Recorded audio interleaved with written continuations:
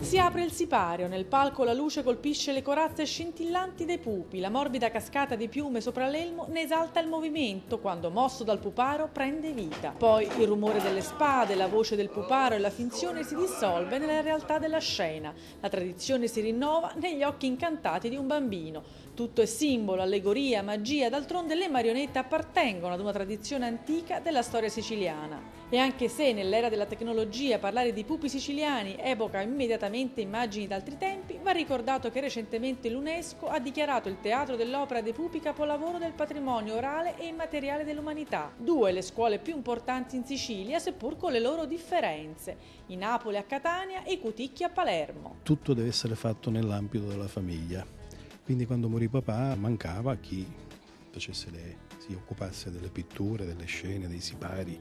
Toccò a lei. Ce l'ho fatta. Ha mai pensato di fare dell'altro, Giuseppe? Tutta la mia vita è stata dedicata ai pupi, non penso di potermi occupare di altro. Davide e Marco, l'ultima generazione della famiglia Napoli.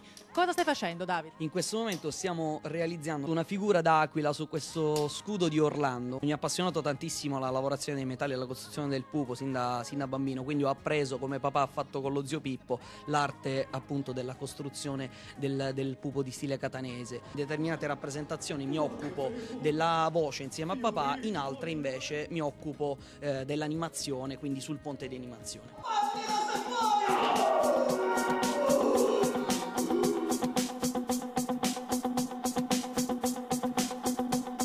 Tu mi richiami al godimento di un altro giorno per me. Mia nonna è la voce narrante per eccellenza, perché lei proprio quando si sposò, anzi da fidanzata ai tempi, per un errore, quella sera non c'era la parlatrice femminile, il nonno, chi la fa?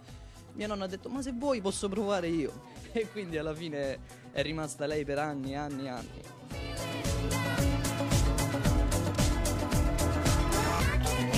Fiorenzo Napoli, terza generazione, questa passione com'è nata? Proprio nel DNA lei?